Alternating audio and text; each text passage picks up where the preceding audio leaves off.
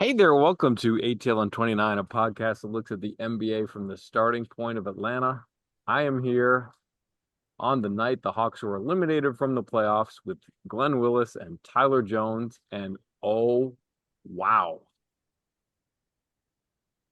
I mean, this has been a foregone conclusion now for hours and hours, and I still don't know how quite to react. Tyler, I know that you were here today. What did you think of this one? I think it's the first time. It's the first time I've ever gone to like a sporting event and left before the game ended, but uh, that was just painful. So, frustrating conclusion to the season. I think the Hawks were their own worst enemy, um, pretty much, and like I just think they lost sight of themselves a bit offensively, lost confidence as well, and it kind of just snowballed to the dam breaking. Um, so like again, frustrating into the year. Um, I don't know. There's some real questions though that the team has to ask itself on where they are as an organization or what they want to be going forward. Because I just think overall in this series, Quinn leaned. It's weird to say this, even though they couldn't score. But I wonder if you guys agree with me. I just think Quinn leaned far too much on the offensive side of the floor instead of uh, where the talent is on the roster, which is defense. I thought, especially after I thought the entirety of the series that they needed to play bigger. The three guard lineups were just getting them killed Yep. on basic action, and Quinn needed to adjust by either inserting Kamingo or bringing Shea back. Like I just think, to me, I think Quinn was a little too reactionary um, to their struggles on the offensive end and not in tune with what was going on defensively. Because if they were ever going to win the series, it was going to be a defensive first victory where they won the possession battle by generating turnovers and frustrating the Knicks. But the Knicks made one adjustment on offense, which was just play through OG and Cat, and like Quinn had no answer because like it just felt like it was a refusal to adjust to what the Knicks were attacking. They were attacking the Hawks guards, like they were attacking Nikhil and CJ as the low man, like basically for since what the middle of game three, and there was no adjustment to this. And I'm and it just harkens back to me. And I don't mean to take up all this time, but it just Not bother none of I you. just keep I just keep thinking I keep thinking about um how Quinn oriented his rotations before Ansi made all the trades where he played three guard lineups, offensive first lineups that were just consistently getting his team beat and not really adjusting to how the game of basketball is played. I think that CJ, getting CJ who was bigger than Trey helped until they played a team where that wasn't good enough. Like they needed to be bigger, and I don't think Quinn met the moment. I like that you said that because I mean I don't know. I feel like I feel that way all the time about leaning offense when they need to lean defense, and I feel like that's just a personal preference of mine, but I do think there's something to it because I, you can't be that vulnerable. Like maybe your offense will die, maybe you'll miss shots, but like you can't just put out something that can just get picked on over and over and over again. You put something out there with a critical flaw in the playoffs where the stakes are higher, they're just going to keep picking at that critical flaw until they get what they want. Yeah. Yeah, Kispert was 1 for 13 from three in the series. Never liked his minutes at all. I thought Vincent was more helpful, generally speaking, but you're still going pretty small with Vincent, so that's another challenge and a trade-off that a coach has to make all the time. I know, and I keep seeing on Twitter today people are mad about Quinn or and Blue Sky as well, and I just my highest level of basketball I played was high school, a million years ago, right? I want to talk. I go to summer league every year, and one of the things I try to do is I talk to as many coaches as I can. I've never talked to a head coach, but there's young guys who are up and coming guys. And, talk to them about the culture in their organization. And coaching at the NBA level is a completely different thing than what I experienced in high school. Most people here like or listening played in high school. At the professional level, it is not an NBA coach's job to motivate a player. That's not a thing in the NBA. That's 0% a thing in the NBA, right? Players should be able to find their own motivation. The culture of coach to player relationship, yes, rapport is important, connectivity is important, right? All that sort of stuff. But it starts with accountability and blunt feedback. Coaches are super blunt with their feedback at the NBA level, and the NBA players have to be comfortable hearing that I need more of this from you. I need more of this from you. I need more of this from you. That is how the conversation and the relationship works at the NBA level. It's not this feel good thing, all that sort of stuff. It's accountability and feedback centric. That's how it works at the NBA level. Paying a guy whatever amount of money to play, no one should do, no NBA coach should have to go to the player and say, "Hey, will you play hard for me today?" That's not a thing. But if someone has an issue being invested in playing hard, we could talk about did the Hawks play hard after game three? Did the Hawks really show up with full energy? We could talk about that, whether that did happen or didn't happen or whatever. We could have different opinions on that. But it's just a completely different coaching context at the NBA level. They're not buddy buddy. They're asking for more. I need more rebounding. I need more ball pressure. I need more of this. I need more of this. Right? Those are the conversations that are always going on. They'll encourage them. They'll thank them for their effort. All that sort of stuff. But it's counterbalanced with all this blunt feedback that is always happening constantly all the time. We need more of this. We need more of this. That's how it works at the NBA level. It's not what I experienced in high school, where coaches also trying to make you a good person and help you get better at basketball, or in my case I played football and baseball too in that sense. So I just want, and then I hear people say all the time he doesn't make adjustments. You can't go into a game with a game plan that you spent weeks on, like we're going to do A, B, C, D, and E, and all of a sudden things are. You can't just say, "Hey, we're going to stop doing all that stuff we spent so much time prepping for, and we're going to start doing this other stuff." People say he doesn't make adjustments. That's not how it works, right? Now we could talk about rotations. I didn't like the Kispert minutes at all in the series, right? I didn't like that at all. Bradley wasn't helpful for most of his minutes on the floor. Glad to see Mo back in the game tonight, but the game was over before he even put his foot on the floor for the first time, and all that sort of stuff. So the Hawks, let's go through what they need next year, right? They need to get bigger. I think everyone agrees they need to get bigger. They need way more ball handling than that what they have right now. They need a lot more of that. For as great as Naw was shooting the ball from three, making his free throws, he's an average ball handler and maybe an average passer, right? CJ similarly. CJ's not some high level passer at all, right? Ooh, that was a And then critical flaw. and the last three games of the series, he dribbled into traffic constantly, like He not did. all the time. So so I think we can say after the trade deadline, the Hawks won a lot of games. They won with their defense. That's what they really, really won with. They got into this series after game three. I don't want to go into all the details, but Mike Brown and that coaching staff on the Knicks side, they fixed so many things after game three. Like they started running that flex offense. They ran the Hawks could not stop that flex offense ever, right? And so but the Knicks are a more veteran team. They've been in the playoffs the last few years. They've had quasi deep runs in the playoffs the past few years. This is a brand new thing. Well, we can talk about Jalen later, but there's a lot of feedback loops come out of this. But they have to get bigger. They need more ball handling, and I think they need to figure out is Jalen a 1B, not a 1A, right? And he had a phenomenal regular season. But they didn't have someone who could just go score the basketball in this series. The last three games, they struggled to make shots, and there wasn't like a 1A. There's not a 1A on this roster. In my Jalen, like there'd be a 1A and then Jalen 1B. I think that could work. I don't know what that move looks like in the offseason, but that's where this team sits. They could not score the basketball, and they weren't big enough to defend the Knicks the last three games, and the Knicks just bullied them for three straight games.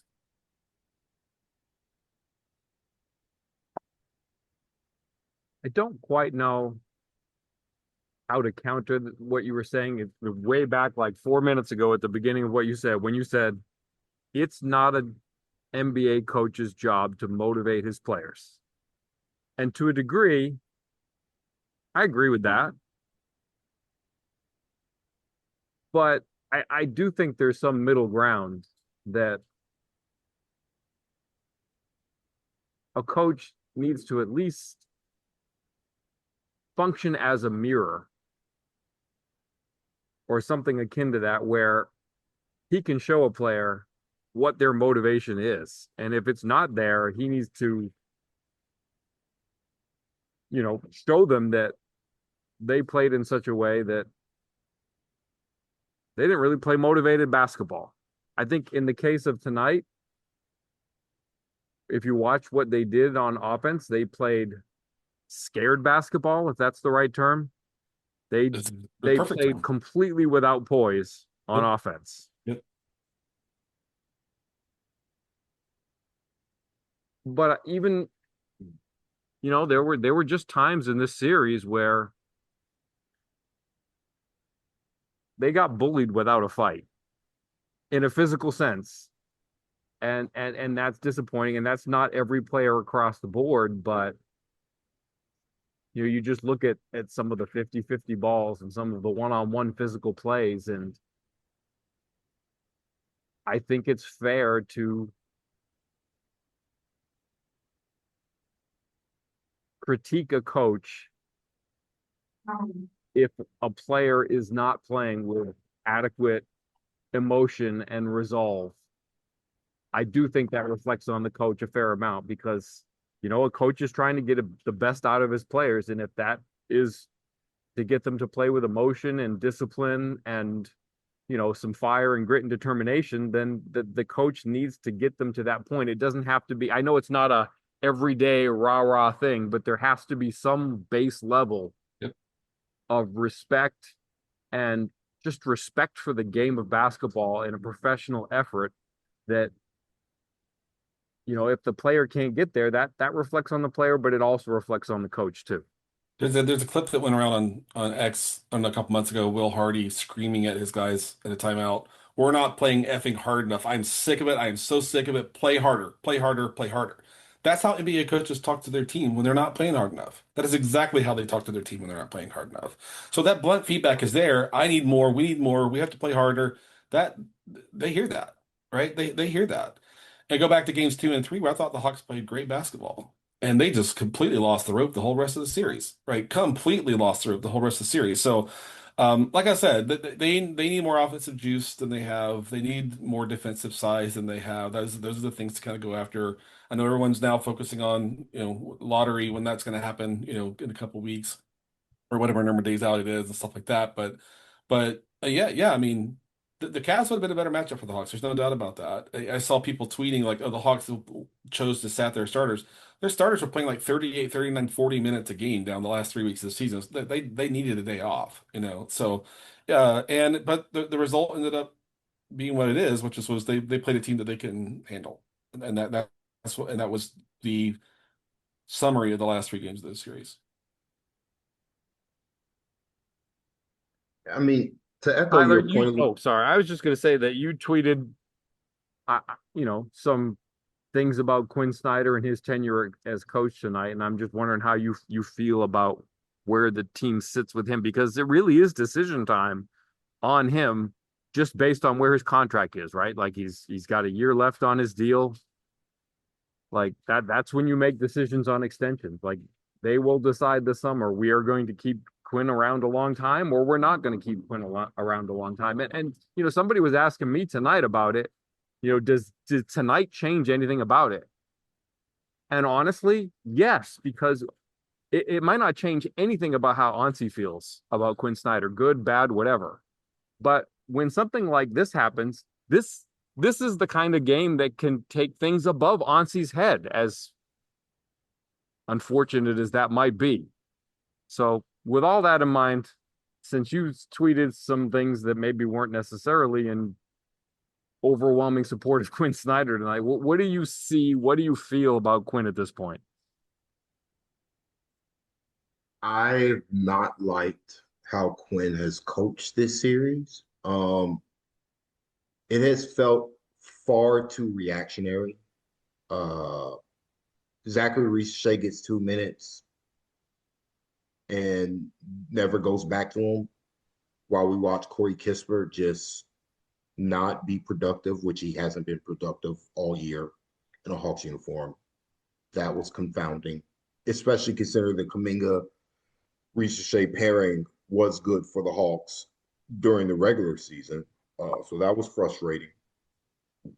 Super frustrated by his refusal to bench CJ McCollum late in games. Instead, he benched Dyson Daniels, which felt, even in the games that they won, that felt wrong. Like Dyson Daniels, to me, was the best player for the Hawks this series. He's quite frankly, to me, been the best player on the Hawks this season. Everybody else gets the numbers. The reason why they win games is because of Dyson Daniels. The reason why these games were close in this series was because of Dyson Daniels. And I'm super frustrated that Dyson Daniels is playing incredible defense, and I'm not seeing this reciprocated from his fellow teammates. Like, I don't see this level of force and physicality on the defensive end outside of Okongwu and Kuminga. Like everybody else, it's just I'm watching, like I'm at the games or I'm watching on TV. I'm like, why are we not engaging these guys physically? Understanding, like even Nikhil tonight, like he's so afraid of OG Anunoby just going through his chest that he's not getting into his body. And I'm like, what? Why are you guarding him like this? Like I've never seen Nikhil. I've never seen Nikhil shy away from contact like this before. And this wasn't a one game thing. It felt like every time he got matched up on OG or even Cat, it was just like, well, it's game over. Instead of the usual fight that I've come to expect from him. I think some of it had to do with the fact that he knew CJ McCollum was going to have his back on the back end. It was a tough match. Again, this Knicks lineup, the way they have three real forwards and just one guard, compared to the Hawks going with three guard lineups where Dyson Daniels, while he is a four-size player, it just felt like the Knicks were really picking at the fact that Nikhil and CJ were a little too light and a little too small, respectfully, but from those two guys, and they were really picking at that. And Quinn, to me, didn't adjust to that reality. And part of why he couldn't adjust, though, is that the offense just doesn't work without three guards. Quinn's offense does not work without three guards. And so it's just like, okay, going forward, because I don't think, like, I do think Quinn was like, well, I'm drawing dead if I'm we're just not going to score if I go with Kuminga, Jalen Johnson lineups with a center. To me, I would still do that just so that you're able to compete physically. Like, I hate watching teams that aren't able to compete physically, and it just puts everybody in such a mental bind where you just give up, where you give up because you're not going to be able to compete with them physically, and it's a tough watch regardless of how the outcomes in on offense. So like, but to me, I think it's just a failure of, like, Quinn's tenure overall, where it's always offense. It's just always, if I'm going to lose, I'm going to lose throwing what I think is going to be my best offensive lineups. Defense be damned. I'm going to lean on my vets. I'm going to lean, like, must-win game 6. I'm dusting off Buddy Hield instead of going back to Zachary Richey. Like, I'm not going to try Asa Newell at all. He didn't even look at Asa Newell to end this close of season. I'm not going to try to do some weird, wonky stuff with Mo Gay and Onyeka Okongwu, even though that lineup was super productive throughout the year. It just felt like Quinn went to his old habits are always offense, offense, offense. And to me, this team is not an offensive first team primarily because they don't have elite offensive talent. They do not have anybody as good as Karl Anthony Towns or Jalen Brunson or even OG Anunoby on offense. Like, they just don't. and that's been the reality on the season. So I think Quinn not, just going with offense kind of once the Knicks adjusted to what the Hawks were doing, on both sides of the floor, like I just think Quinn not countering adjusting is a failure from him, but it speaks to how he's coached this team. Like I don't think the Hawks make it. The Hawks don't make it through the play-in if Auncey doesn't trade quote unquote rotation players, Vit Krejci and Luke Kennard. Like if Luke Kennard is still on this team, I don't think the Hawks make it out of the play-in. Like because I think Quinn's going to lean too much on offense, and it's going to and it would have they would have still been the same team that they were before the trade deadline. Like I think Auncey found I think this organizationally, the Hawks found a winning formula, which was win the possession battle, win the possession battle, win the possession battle, destroy teams in transition.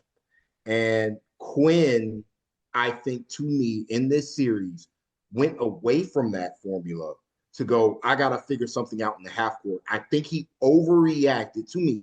I just feel like Quinn overreacted to their shortcomings in the half court when it wasn't as bad as, it was led to believe. Like, I just think he needs to lean more on defense in transition because the elite half court offensive option isn't available. So you can't coach like that. And to me, he's coaching as if CJ McCollum is Trae Young. Like this to me, like if I want to sum it up, it just felt like he's coaching as if he has a Trae Young level offensive engine on his roster, and this Hawks team does not have one. So you have to adjust how you coach differently. I think, and so like that's where I'm like, if where I could see the Auncey and the coaching staff having two different directions where they want to take this Hawks team going forward. The reality is the winning formula was 100% the Hawks leaning heavily into defense, rebounding, possession battles. So if Auncey is going to build a roster that features more of those types of basketball players, will Quinn be accepted of, either accepting of that, or can Auncey find a better fit for the type of team that he might want to play? Because again, I just think, I think going to Buddy instead of going back to Zachary Risacher, who, like, even reducing Risacher's minutes was like overreaction to him missing shots for a month. Like it's just he doesn't give his There was nothing benefit. that happened in the regular season that said, you know what, it didn't work out for Zach these 2 minutes. Let's roll with Corey Kispert. Like they had months and months of evidence that Corey Kispert was not the answer. And they get to the first round of the playoffs and they said, Corey Kispert's the answer. And it's like, what do you do at that point? He was fine in one game. Man, it was One game, probably 11 minutes or whatever number of minutes he played in that game, but otherwise he was unhelpful, persistently unhelpful.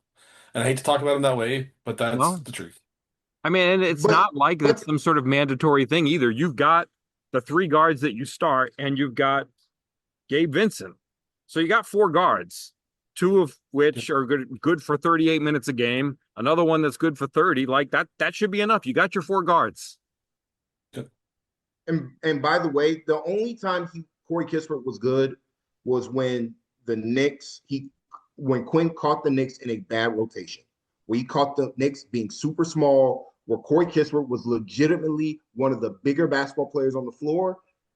Mike Brown looked at that and was like, all right, if Corey Kispert's going to play going forward, we're not going to play that small ever again. He never did that. You never saw Luke Shamet. You never saw him go with two guards. Like he kept one of OG or Mikal Bridges or Josh Hart on the floor, or two of them on the floor at all times to really force the issue. And I don't think, and Quinn didn't adjust. And so now I'm watching Corey Kispert just get, just not be helpful. Like he's just not helpful. Like, there's no sugarcoating it. He hasn't been helpful all year. This is not a surprise.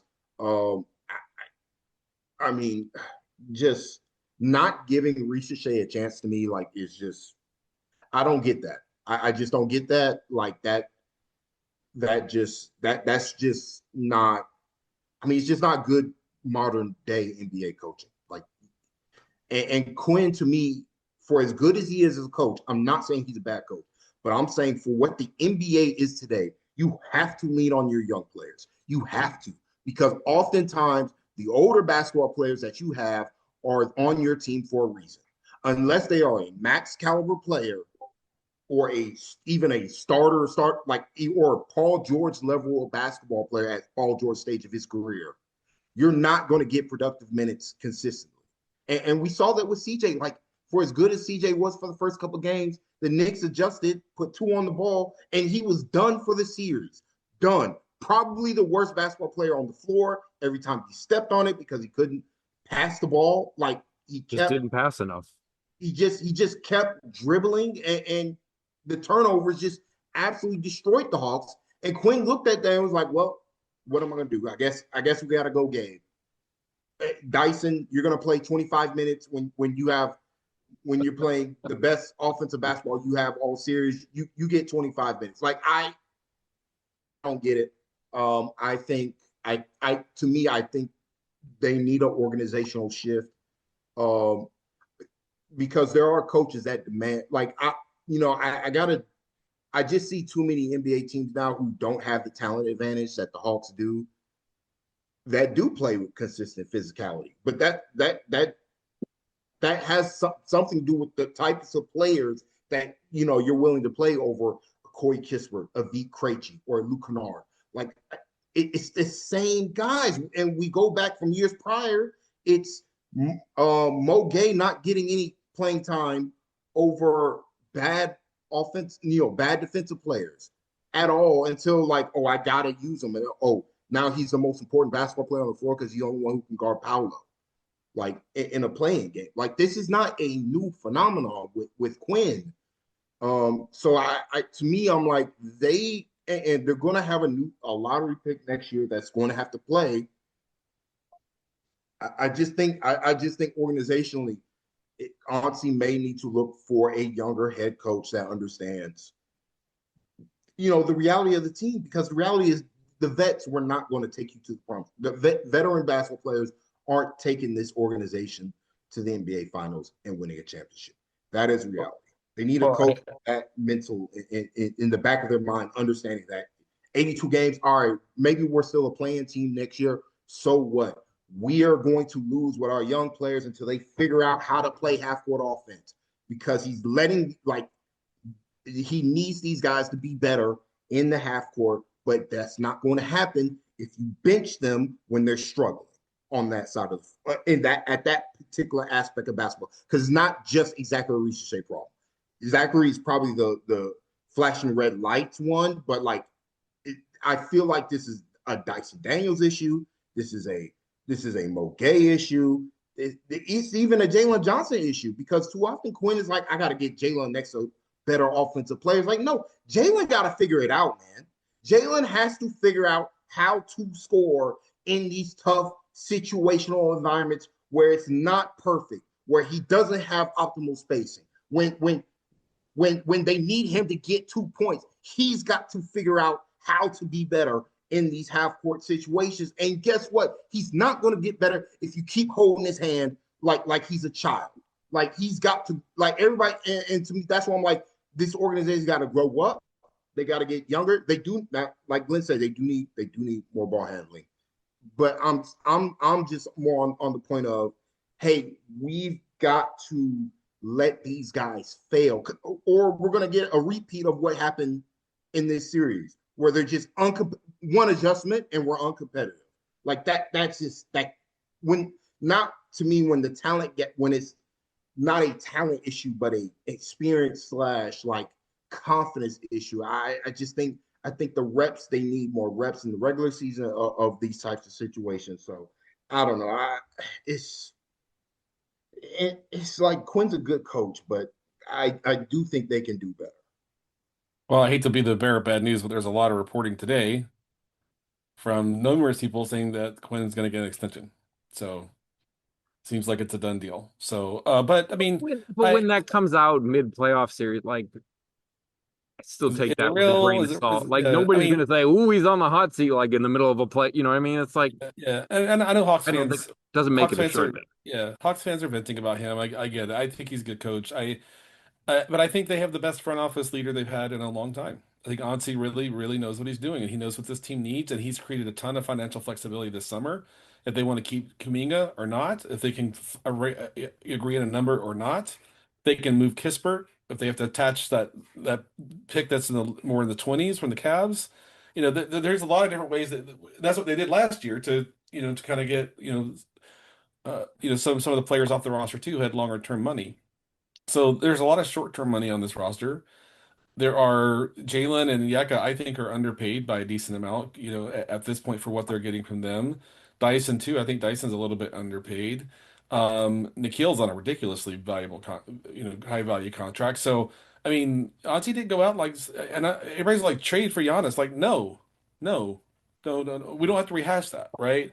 Someone was like trade for Devin Booker. I'm like, go look at how much money he makes the next 3 seasons of his contract. 57 and then 60 something, and you cannot build out the rest of your roster if you go get someone like that. So I trust Ansi a lot. I think he should have won Executive of the Year. I have no idea how Brad Stevens won Executive of the Year. I have no clue how that was the result there. I know everybody loves Brad Stevens. He's a likable guy and all that sort of stuff. But for me, I mean,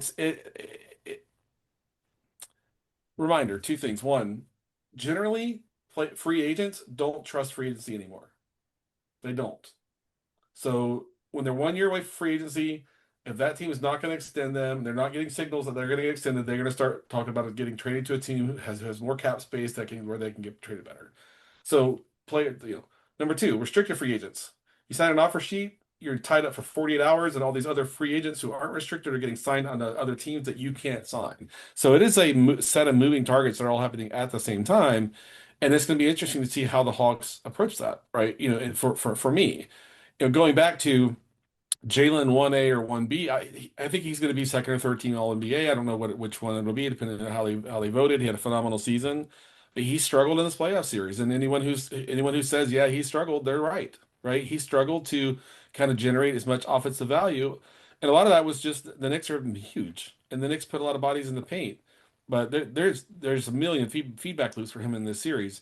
I think they need another high level scorer on this team next year. I think that is one thing they have to go try to figure out. I don't know who that is. I don't know in what form that comes. But CJ, when they were playing mediocre teams in the regular season, took a lot of pressure off of Jalen. After game three in this series, CJ would not help Jalen at all. Not a bit. Not a bit, not a bit, not a bit. So CJ probably has to play off the bench next year if they bring him back. I think that's totally fine. They need more size in the starting five, but they need a higher level creator. Jalen's a great passer. He needs to be more aggressive. He needs to believe in his ability to score the basketball more. He's a little bit more pass first, and that he's got to flip that switch and get himself over to a guy who wants to get to the rim and dominate. But again, that has to be something he decides to lean into. But more size at the 4 and the 5 next year, I think it's fine if they find another center that's big enough to let Yeka play the 4 20% of the time or whatever next year, right? I think that's totally fine, right? And then Jalen shot the ball well enough this year to play the 3, in my mind, right? But do you bump Naw to the bench? He had a great season, but I think that's totally fine. He can still play 30 minutes a game, if he's not starting. He's absolutely capable of that. This team needs one more high level ball handler and shot creator that is not on this team right now. That is something they have to go get for next season. I don't know how Ansi manifests that, but it's got to be. They have to figure that out because they games 4, 5, 6 in this series, the offense was in the ditch all 3 games, and so that solution is not on this roster. So that's something they have to go figure out. Yeah, I mean, it's important to separate the process from the results. Yes. Like the results, the the Hawks lost in 6 to a Knicks team that was better than them Yep. and was the 3 seed, and they were the 6 seed. Like the way OG Anunoby, Karl Anthony Towns, and Jalen Brunson were playing in this series, the Hawks should have lost. Like that was a completely normal result. But you Completely. still have to go back and look at, okay, well, what was the process that got them where they were through this series? And I just think it's a little bit questionable, some of the process. Yeah. They need That's fair. a bigger team next year. They need another primary ball handler and shot creator next year. That's something they don't have on this roster. It'll take a lot of pressure off Jalen. But the key is who is that player, and what is the process to get him, and how much is it going to cost you? Those are all critical step-by-step process questions that Ansi's got to navigate to see if he can figure it out. And I think it's fair to evaluate personnel on a night like this based on how they performed in this game. People, you'll see a basketball team lose 4 straight games in January, and then the next game, everybody's like, "Wow, this is a must-win game." No, it's not. It's not. If you lose that 5th game in January, you're still going to have a chance to end the winning streak the next day. When you want to talk about must-win games, when you're down 3-2 in a series, that is a must-win game. Yeah, It's your season's over. gritty, it's grimy, it's physical. You have to be able to make your emotions make you a better player, and you still have to channel your emotions when, the emotions are nerves and things like that. And you don't usually get to see that. There are so few must-win games that you don't have enough of them that you can evaluate how your talent performs in a must-win situation. Yeah, This was one of them. And I know that the Hawks are very, very young. So this was the smallest of sample sizes for them. But if you had any doubts that were reinforced by the way that they channeled their emotions in what was literally a must-win game, I don't think that it is unfair to evaluate your personnel in that respect based on what the results were and how they performed on that stage. agreed. I saw a team that was dealing with a lot of mental and psychological strain. We cannot solve for what the Knicks are doing to us. That's how I would summarize what I saw the last 3 games. And they let it get to them, Yes, yeah, and as a young team which is going through this fair. the first time, it is hard. It is really hard. Mentally, it's very hard, and psychologically, it is very hard. But what I love about this team is they take accountability. After the game, after the losses, they took accountability. And they said they want to get better. They have to get better, all that sort of stuff. The exit interviews, I don't know when those will be, but those will be interesting to see. If, sometimes there's a time where I'm in meetings and stuff like that and can't necessarily watch. But you and Brad and others put out audio in other places and stuff like that. So I still commend the team for what they did post trade deadline. Played hard, played with a lot of enthusiasm and energy. But they met a team that was just way more experienced in playoff context than them in this series. Hawks fans want to vent, say all the bad words, do whatever. It's fine. But I'm excited about the draft and the offseason when we get there. I mean, the NBA is a 12-month affair, and we'll probably do exit interviews tomorrow and the lottery in 11 days or whenever that is. So everything continues, but at the same time, this feels sort of like a an ending point, and we start something new after this. So I just want to take an extra special moment to thank you two for what you do. And You're you, immensely helpful. Hopefully, we get to do this next season if the Hawks don't replace me with AI or something like that. And anyways, I just want to thank you two very, very much for what you do. I love the product that you two helped me make, and I couldn't do it without you. So thank a you. lot of fun. We could do that. You too, Kevin. Same. All right. Good night, Bob. Bye, Good Bob. night, Bob.